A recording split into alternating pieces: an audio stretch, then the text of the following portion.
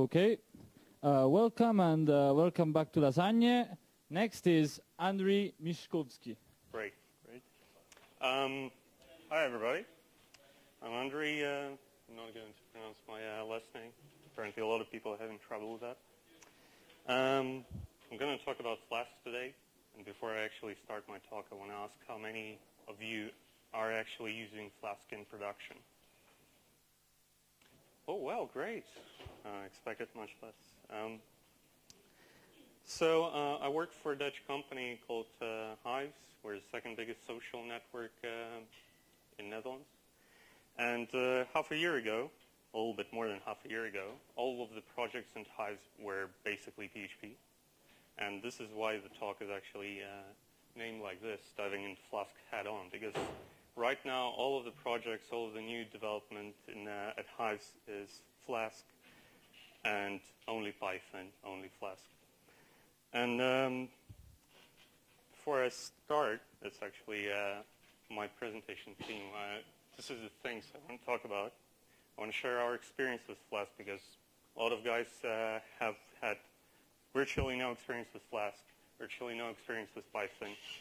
And we had to basically develop quite a lot of stuff, discover quite a few rough edges, discover how things work and how things break. And we'll start with explaining why we chose Flask. So at some moment, everybody decided to switch away from PHP, switch to Python. And we started with Google App Engine, but then we decided to move to our own hosted environment because we have the data centers, we have the experience with scaling. And we started exploring different libraries. But as our project basically was Web API, HTTP API, Flask came out as a winner. We also considered Django, Pyramid, but really Flask really suits the Web API development. It really goes well into this niche of development. So we start with Flask without any introduction, really. This is the first thing everybody starting with Flask writes. These 7 lines of code, they're really simple, and you wouldn't think there's a lot of things behind it. But there's actually a huge library behind it, Flask, and then there's a bigger library, Vergzoid, and everything is written by one person, so we have a bus factor of 1. If Armin gets hit by a bus, we're basically screwed. But the most interesting part to me is these 3 lines. I mean, app run is also interesting. It starts at the box server and everything. But these 3 lines actually are the essence of any web framework. So you have a root, you have a view function, you have some kind of response. Basically, everybody who's familiar with any web framework will see some familiar things. But this is where we end up, like with complex rules, with a lot of arguments to our web APIs, with a lot of stuff. So it's kind of a messed up at the end of the development when you go into the maintenance mode. And this is where Flask actually shines. It gives you the ability to do a lot of things in very different ways. So say method dispatching, you have different methods. You can do the method dispatching on your own. You can check the request method and go into different functions, get foo, create foo, whatever, the HTTP method, very simple. Or you can offload this work to Flask and let it just handle it on your own. So you basically have one root, very restful kind of application. Don't really look at the foo. So in production, when we don't use foo, we use the actual things. And then Flask will figure it out. This is something that I couldn't really understand at first, so everybody just takes it for granted, but I wanted to know how it works. But before that, I also explored the class-based views. Flask supports those, just as Django does nowadays. Everybody bashes though, but Flask supports both of them. So you can, again, do manual dispatching if you subclass from view. You can redefine your dispatch request method and do whatever you need. And then you do an application add URL rule compared to this where you do a decorator, which actually does all the hard work. So there's another way of also doing a class-based views where you just define the methods that correspond to the HTTP methods you want to handle. So get, post, boot, and again, you have to do the add URL rule thing. But how does it actually work? The Flask root works, well, in itself, it's a very simple thing. It's 6 lines of code. It's a decorator that actually calls Flask add URL rule, creates a name for a function, the so-called endpoint, creates the actual rule, which is Verkzoid routing rule, and adds it to the URL map, which is Verkzoid routing map. We're going to talk about this a little bit later. And Verkzoid routing map actually does a lot of magic to make it work the way you expect it to work. The class views are a little bit different. They can't use the Flask root decorator because Armin didn't write the class-based decorator. And they have to call the Flask add URL rule directly. But they also have to pass the actual function to the add URL rule, not a class. So instead of defining its own dunder call method, Armin decided that asView method, which I'm going to show you right now, which is a very interesting method. This asView method will actually create function, which by itself is, I mean, it looks kind of strange. So you create a function which actually creates an object of that instance, of that class that you're actually in. Kind of strange. And then calls dispatch request. So you can see that it's kind of concrete. Why just not return this self-dispatch request and use it? Well, I think, I mean, I don't know, and Armin, I think, is not here to explain why. But I think the reason for this is that you don't want your class to be the only responsible object for all requests. So you want to create object for every request that comes in. And basically, this is the most sane way to do it. Well, most sane. Some would say that it's insane, but I think it's a great way to do it. And in the end, we return the view function, which will actually be then processed by add URL rule, and then we'll do the same amount of work that is done for the function views. But after this happens, the actual rule, the Verkzoid routing rule, creates a regular expression and collects the proper converters. Because if we look a little bit back here, even a little more. So you see that integer album ID, integer photo ID, string length, these are all converters, but they have to be somehow be turned into the regular expression. So what the rule does, it actually, it actually collects the proper converters for each case. So it actually goes through regular expression through this string, collects the converters, and parses this rule, and then creates a regular expression that the map can later match spamming URL requests, and collects all the things that are required to reconstruct the original string. So nothing really hard here, except that it actually just works. Kind of interesting how it does.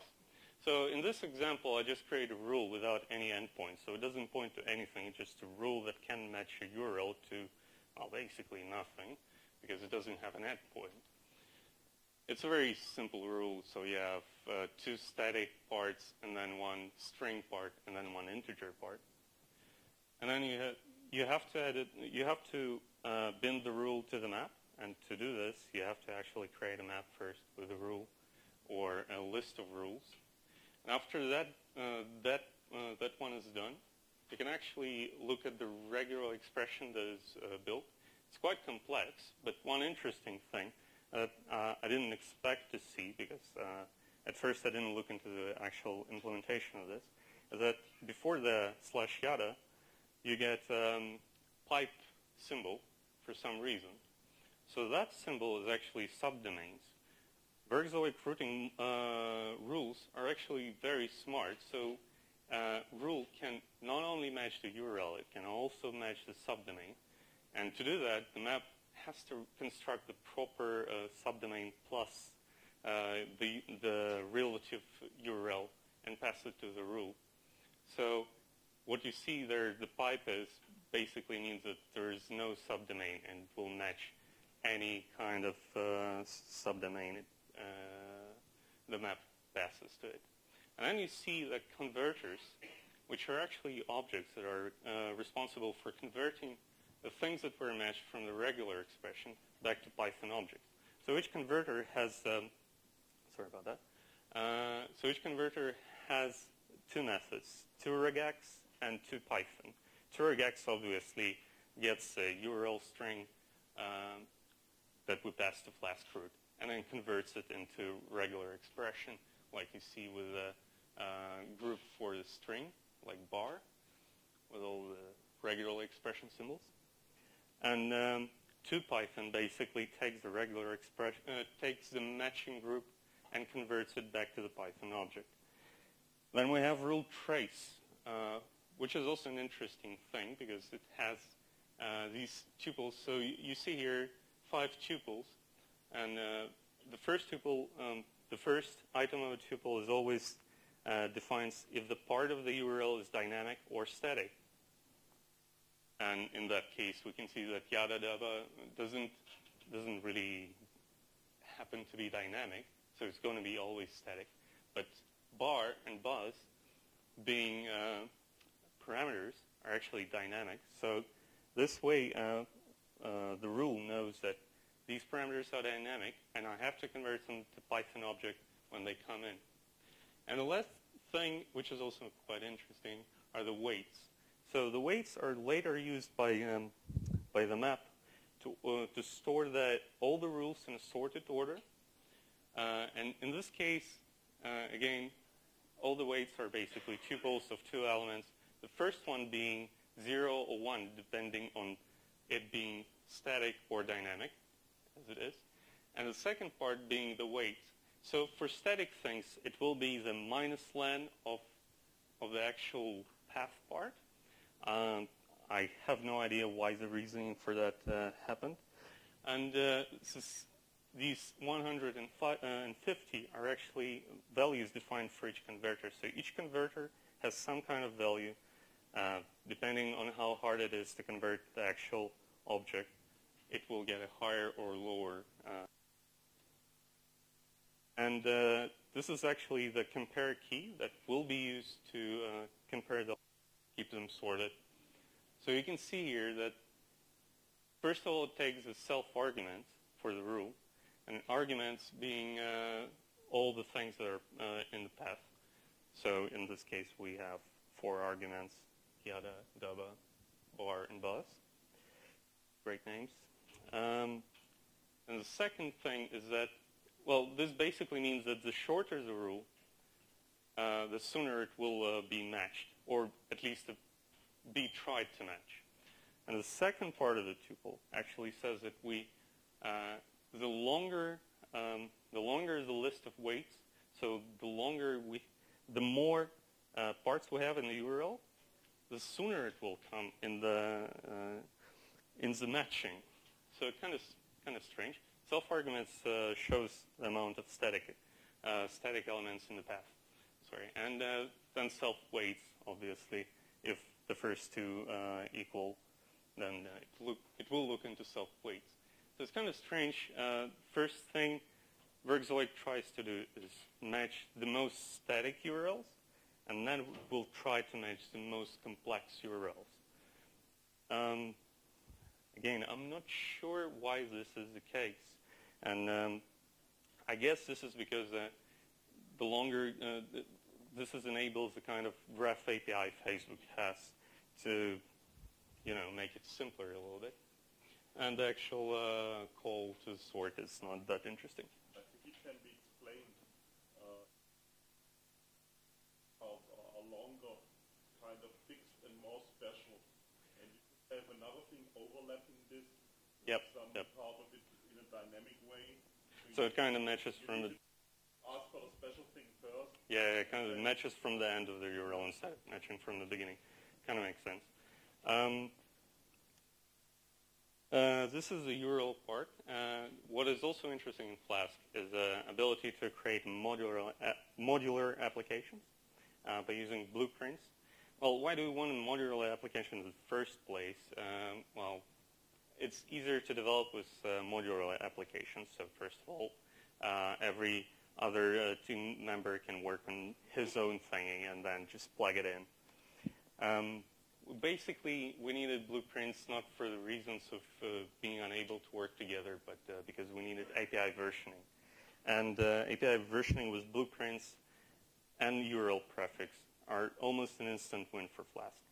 Well, and for more real-world or like more simple applications, you would want to split your admin, your API functions, your template rendering APIs, etc.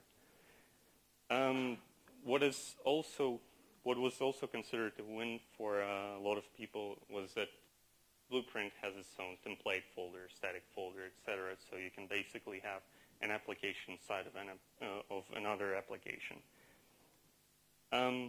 So blueprints are quite simple as they are. They're just a proxy object, and they just track whatever the call happened to the blueprint. So basically you have the same set of methods a Flask application has.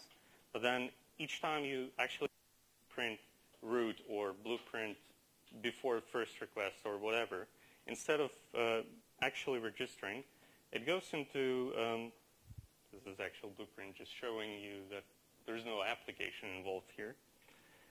So every time you actually call something, it will call the self-record method, which will add this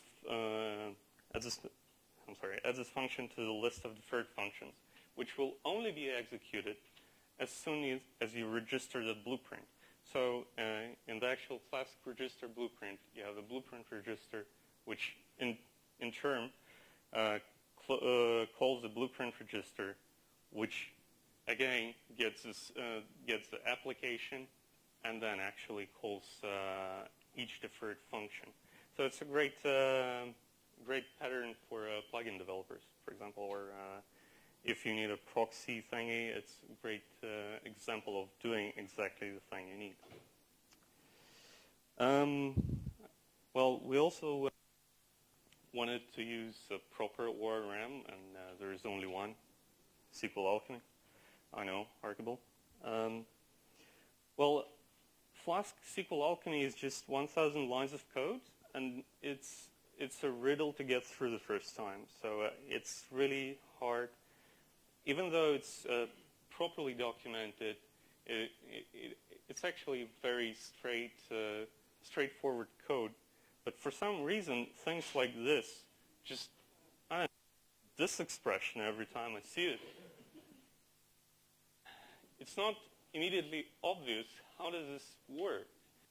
Yeah, the sys underscore get frame, which is already an alarming bell. I mean, you're basically calling a private method or semi-private, and then you do the check the f back, but what is f back, etc., etc. But actually, this little snippet is very simple. It just gets the calling context of the function, and it's used for debugging SQLAlchemy queries.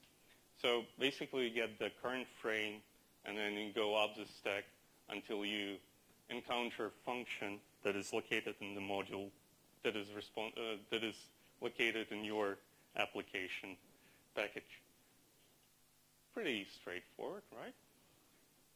And if it's unknown, then yeah, just unknown. Yeah, still, every time I see it. Besides that, we actually needed the master-slave support. So Django has it built in. I think Pyramid also has it built in. But Flask SQLAlchemy doesn't. So a lot of people would freak out and just say that Flask is unusable. But I would say otherwise. It's just bare metal, so you really have to know what you're doing. And actually, SQLAlchemy, one of SQLAlchemy examples has master-slave example, which actually works. So we kind of adopted it to the way Flask SQLAlchemy does it. First, I'm going to show you how the Flask defines the binding key for every. By default, you would go to your master database. This model will be defined in your master database. But if you specify that under bind key admin or whatever bind key you have in your configuration, Flask SQLAlchemy will do a proper thing and will define the model in a proper database or other table or whatever. So this is done by these, how many? 10 lines of code. And this is actually the way you should do it. This is a very SQLAlchemy specific thing. I'm not sure. I mean, it's not really related to Flask, but I think it's a very useful snippet in general. So what happens here is that every time you actually do the session query or db your model.query, whatever, the getBind in the SQLAlchemy session, the getBind method will be called with the following arguments. The mapper being none if you're doing the db session query, and the mapper being an actual object if you're doing the model.query. So a mapper is basically your declarative base class. So if mapper is not none, so if we're actually doing the model.query, then we try to get the info for the given table. In general, it's just a dictionary which holds all the information, like should we use Unicode or not, the bind key, what is a unique constraint, et cetera, et cetera. Then we try to get the bind key, and if it's there, then we just return the db-get engine. So we actually go to the get engine will go to the dictionary of all the engines, with the keys being the bind keys, and we'll just return the engine. If it fails, then we'll just pass get bind back to session, back to our default session. So what we wanted to do is we wanted to actually have a proper master-slave selection, but we wanted to have it explicitly, unlike the example Mike Barr in his SQLAlchemy blog post gives, where every time there is a flushing operation, the SQLAlchemy will switch to master database every time it's a read or select. It will go to slave. We didn't want that. We wanted an explicit master-slave selection, or even explicit slave selection. So what we did, we a little bit extended the signaling session object from the Flask SQLAlchemy. We added the self-name thing, and then we added a new method using bind, which basically just assigns the bind key and returns the session back. And then we a little bit extended the get bind, so it got longer by like 5 lines. But now we can actually get the, so we get the bind key. First we try to get it from self-name, and if self-name is none, then we'll get the bind key. If the bind key is still none, which in our case doesn't happen at all, because we'll always explicitly select which database we want, it will still go to the session get bind, and we'll get your default database, which you defined as SQLAlchemy _DB URI in your configuration. In our case, it doesn't happen, but if it happened, it would go to master. You would, I mean, for everybody who's trying to use SQLAlchemy, I think this is where you could insert sharding, you could insert master-slave. You can basically do whatever you need in a very short and specific way. I'm also going to note that we are using not Django's house, apparently. We're using SQLAlchemy Migrate. It's a very old package. It's not being actively developed right now, but it kind of works. We had to write several wrappers to actually make it work with configuration being stored in Python files. For some reason, Migrate just had a lot of troubles. If you don't write wrappers, then you will have to write the full SQLAlchemy URI every time you want to do a migration or get the current DB version or whatever. So it's a very tedious job to just copy and paste it in the console every time. And if you have 6 bins like we do, it's going to get even more massively discouraging to run migrations. And the other thing we're currently investigating is switching to Alembic, which is being developed by Mike Bayer, which is the original creator of SQLAlchemy and the current maintainer. 7 months ago, when we actually started diving into Flask, Alembic was in very alpha state. It was actually abandoned by Mike, so he started in 2009 and didn't do anything for 2 years. And then suddenly, this December, he started writing a lot of code. It's actually very mature right now. I tried it several times. And if you're using SQLAlchemy and you need migrations working, I recommend you trying Alembic. We also needed to defer our tasks. So apparently we needed Celery. Unfortunately, Celery is no more Django specific, so we can actually use it in Flask. You can actually use it. You can even use it as a standalone. So I don't know how many of you actually used Celery, but if you haven't, it's awesome for offloading your work to later time, or even just removing all the work from the main user's thread. The only thing I find confusing about Celery is the documentation. It's sometimes it's misleading, sometimes it just doesn't tell you anything. And in some places it's auto-generated, which is awful in many. When the Flask Celery installs, by the way, Flask Celery is like 120 lines of code, so that's a whole extension. It actually installs a Flask script, so you'll have to have some kind of manage.py file, which will have all the comments for running. Most of the comments you'll find in a common Celery daemon will work, except for the Celery detach and Celery multi. Unfortunately, we couldn't get Celery multi to work, but we actually made Celery detached work. It was very easy to do that. So basically, Celery is over-engineered anyways. It has a lot of features, but if you find the features, it's extremely useful. So say this detached thingy, it's actually used in quite a few places. So if you're writing daemons, I recommend you do from Celery platforms import detached, and it will actually do all the hard work for you. Just saying. The biggest problem, though, we had with Flask Celery and Celery by itself, was that Celery and logging are like friend-foe relation. So Celery always colorizes logs. What you're trying to do, you set the formatter in the logs. Whatever you do, it just always does it. We don't like colors, except for this reason. So, I mean, in your syslog, you would get colors and everything, and that would mess up with the ASCII-only tools that would generate all the /B/C escape sequences. This doesn't show the red color then, because if it doesn't connect to RabbitMQ, it also brings you red and yellow. It's all super.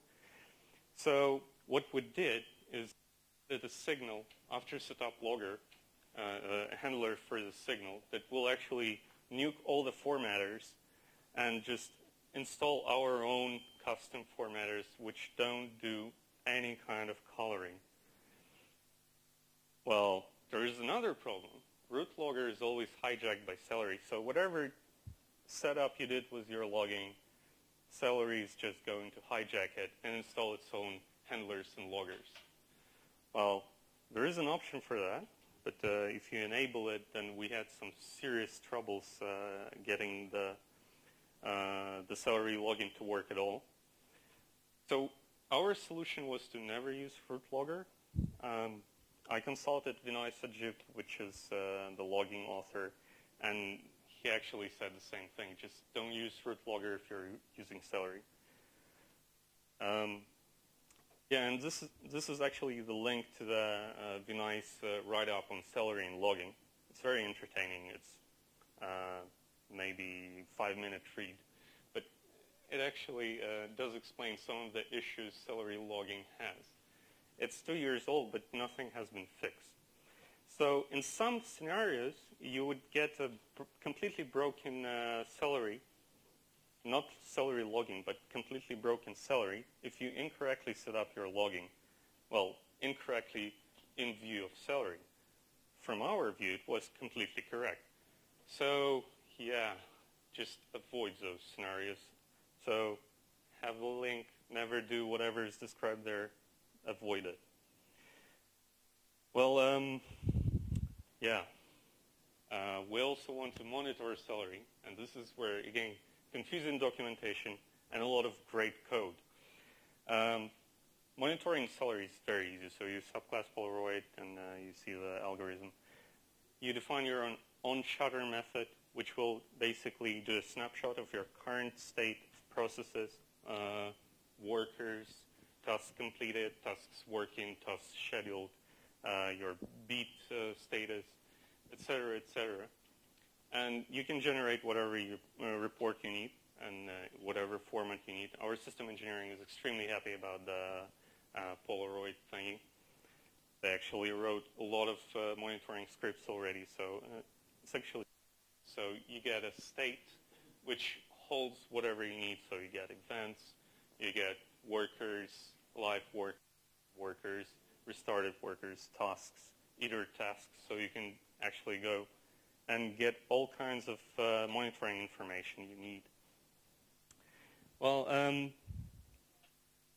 so this is not all problems we had with Celery. We had also problems with integrating SQLAlchemy and Celery and MySQL. Thank you, MySQL. Each time workers start, we would get this great error, operational error, MySQL server has gone away. So the solution was to actually drop the whole engine pool each time the worker started. I don't think it's an optimal solution, but unfortunately, due to the fact that Celery uses multiprocessing and then uses pickling to actually distribute the state of the current application, we will lose all the connections, all the actual sockets open every time we start a work. So dropping the whole connection pool is kind of a reinitializing the whole pool by itself, because SQLAlchemy doesn't really has any option to reinitialize the pool. So you have to actually dispose it. It's called dispose for a reason.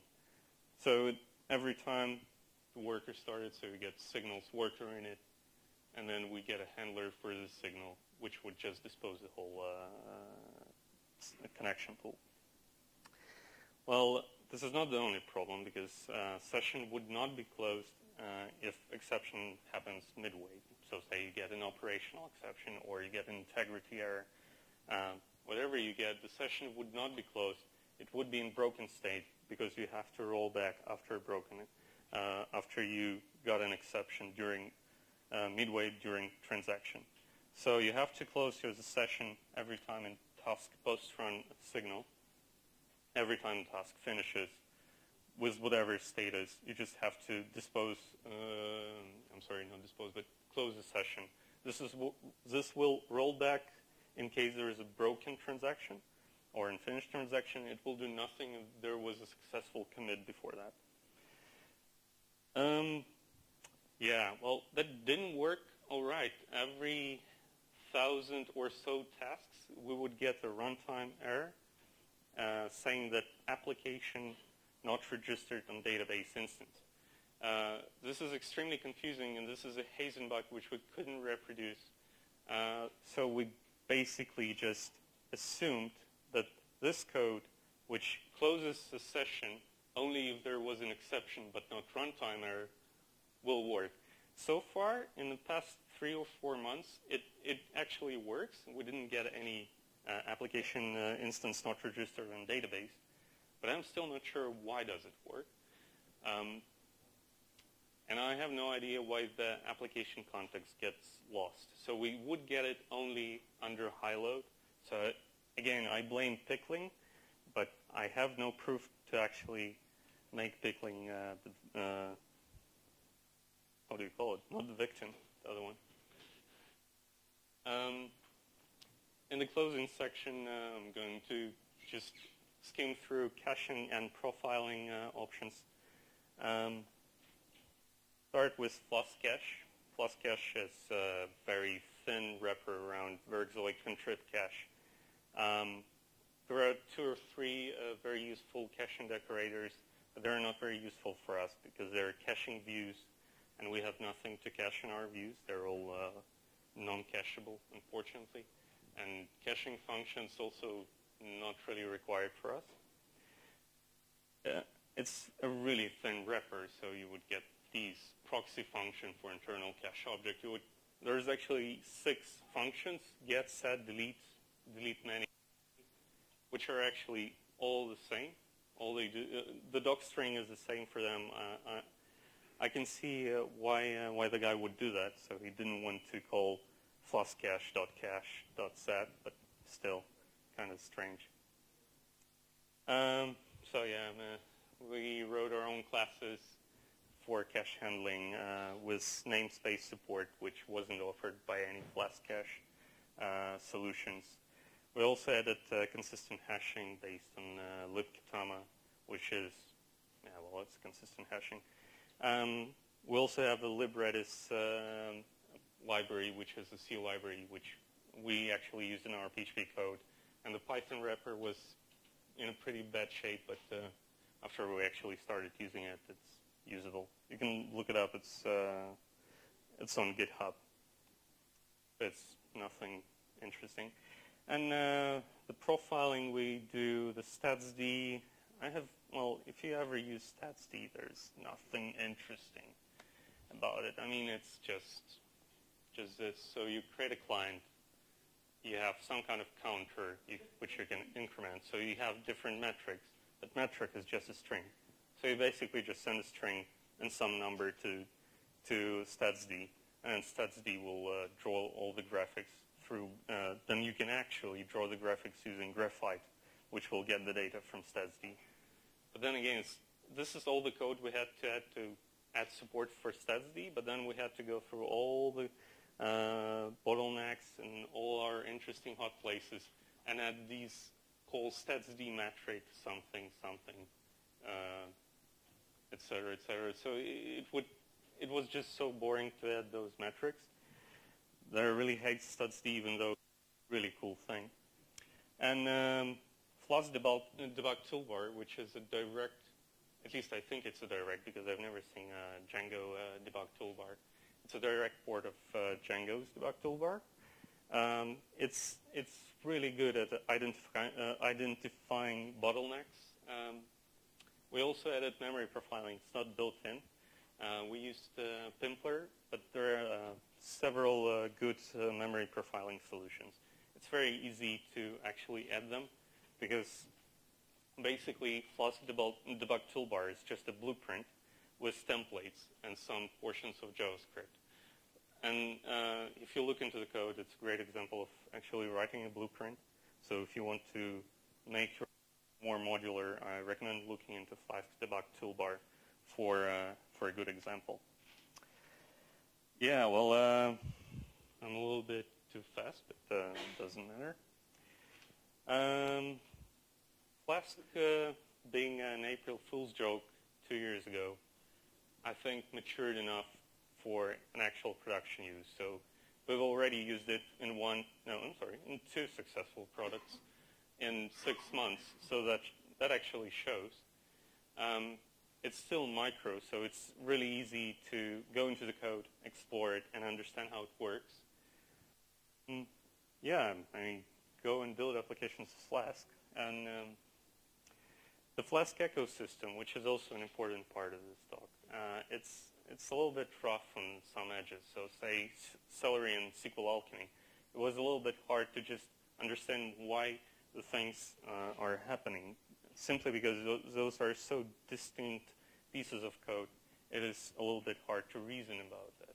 And you don't have that problem in Django because Django is more more of a monolith thingy. So you have all the parts developed by all the same developers, and they at least know how the how different parts of Django code work against each other. You don't get that for Flask, unfortunately. So it's great that Flask is micro, but there is always a trade-off. And I think somebody should step up and become a BDFL for extensions, because for some things, say for caching, for example, you have several libraries, but you don't know which one to use, so you have to try them on your own every time. That direction, there's a list of both. Well, kind of. It's a pretty short list right now, unfortunately. So I would want the list that is comparable to PyP, but yeah, that's not going to happen. So that concludes my talk. I hope you learned something. I hope you enjoyed the talk. Thank you. Questions?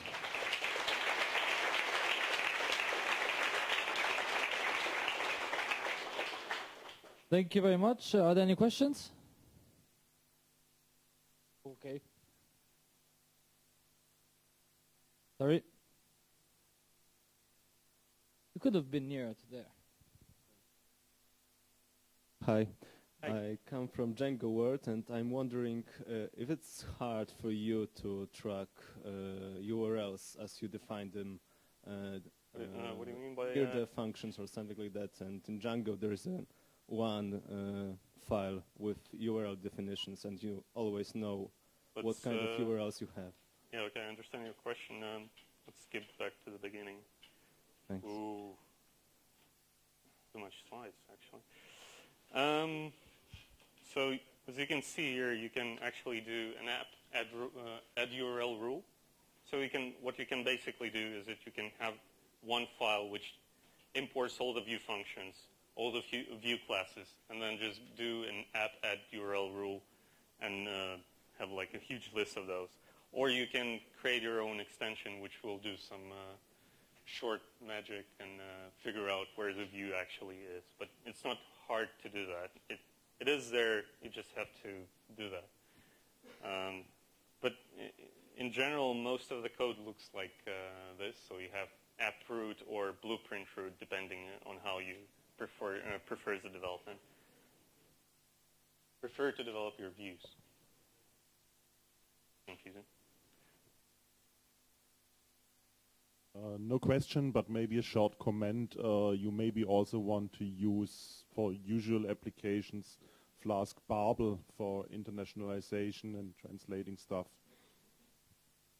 Yeah, well, we didn't have to do any translations, but just it's a web API, which is basically a proxy to Facebook, Twitter, similar to Giga and Yanrain. So we don't really need to have any translations right now.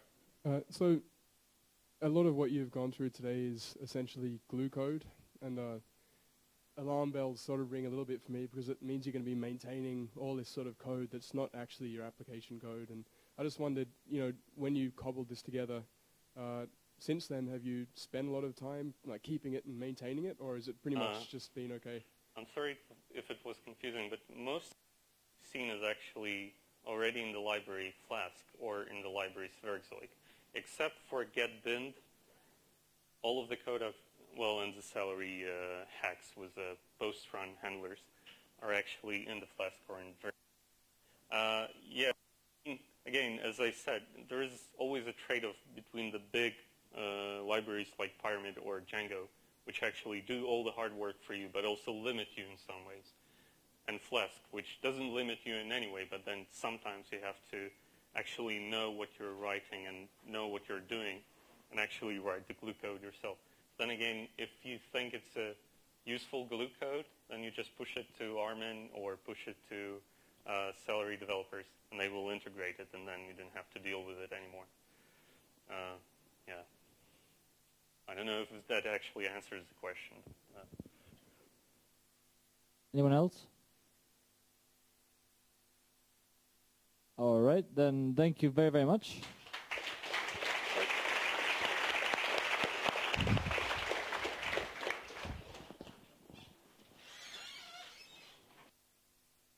Just a reminder, we will have at 17:30 the poster session next to the restroom.